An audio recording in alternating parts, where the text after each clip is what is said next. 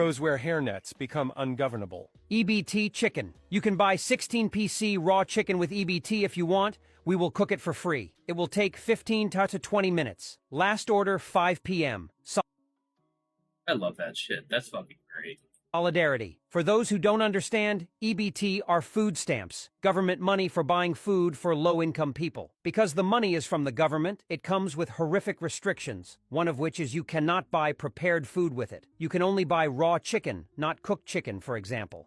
Which, by the way, is like really fucking stupid. It is just another example of like the blatant means testing, done not for like anybody's actual benefit or like it doesn't actually save money. It's just, you know, after fucking Bill Clinton decided, hey, if you can't beat them, join them, and you know, just perpetuated it even with like marginally lefter than Republican. Still, ultimately, like all of that means testing bullshit is, you know, the reason why the economy is so much worse. You know, because Democrats are supposed to offer a different economic vision, and it is different from what Republicans want, which is basically borderline fucking, you know, let corporations do whatever they want. But that's to me, it's very, very much a case of, you know, what you gotta do. This kitchen is getting around that stupid rule by selling you raw, unprepared chicken and then charging your EBT account for raw, unprepared chicken. Then as a side thing, totally unrelated, they cook the chicken for free. Since you bought raw chicken with the EBT, it's legal. There's no law against cooking people's raw chicken for free for them. That's just charity. Yep. And again, not all heroes wear capes, some of them wear hairnets. Kitchen is a blessing to anyone who doesn't have a kitchen of their own. It's not a ridiculous restriction. There is zero reason you should be using tax money on fried chicken. It's raw, so you have to decide what to do with it. But if you could just use tax money on fried chicken, many people would. Still, here's the thing I want to say for the record. The amount of money that the government, first of all, the amount of money, as somebody who has been on government benefits, the amount of money you actually get is dog shit. Second, if you are dependent on, you know, $200-300 a month from the government for groceries, do you understand that means that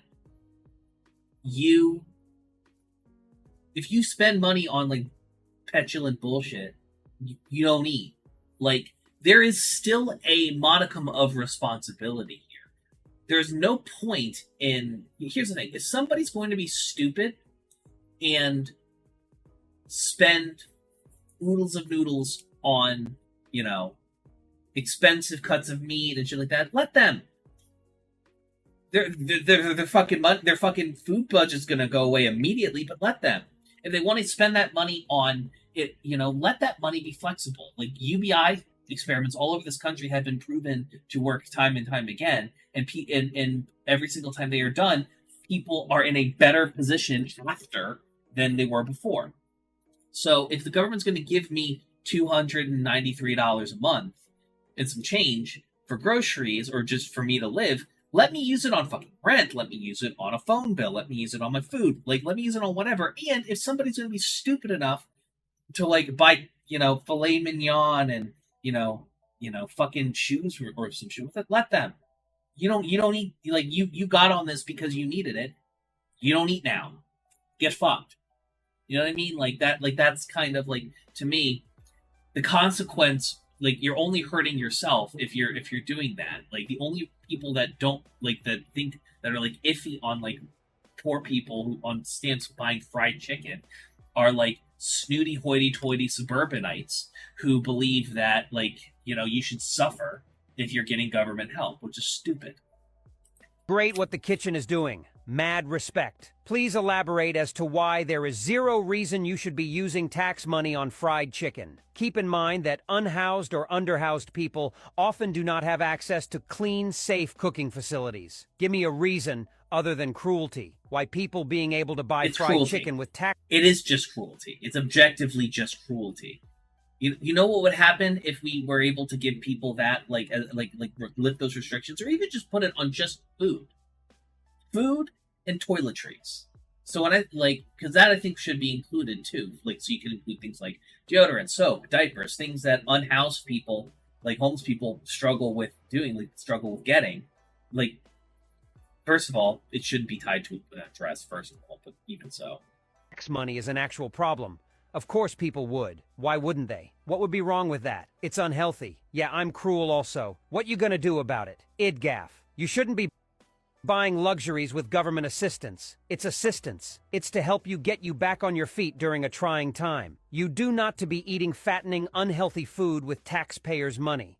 What the fuck is somebody with a hot plate and like, or what the fuck is an unhoused person or a person without like reliable access to a kitchen going to do with fucking raw chicken? Come on, dude.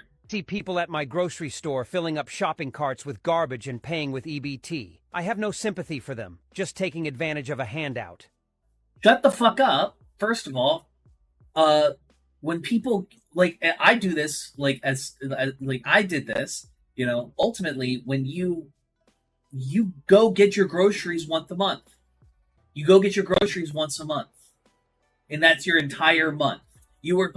Somebody buys an entire month of groceries, which, by the way, with how much expensive everything is now, the amount you get, you know, from EBT is not enough for an entire month of groceries.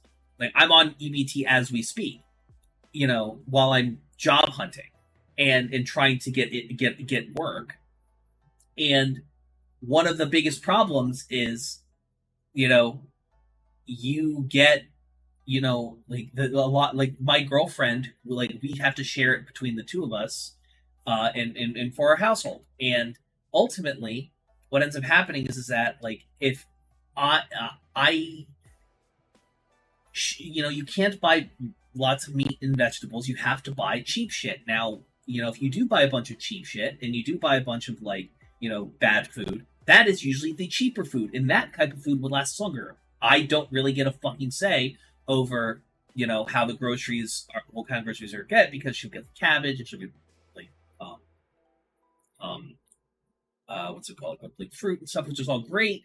And then she'll plan dinners and stuff, but then you know, we've still got a week and some change before the car gets refilled, and everybody else is out of the house but me right now. Other people are like in the wind, and I'm eating oodles and noodles and shit. So, you know, it's you know, the worst food at the grocery store just so happens to be the cheapest, and you know, that's what people are going to buy.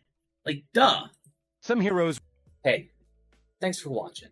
If you want to talk to me outside of this video, outside of live streams, or just join the community and be a part of it, you can do so at HIMediaTV/Discord. Discord links there. We'd love to have you. And given the financial situation of the economy right now, I know this is a tall ask, but if you have the scratch to spare, please consider donating and becoming a supporter at HIMedia.gg/tip.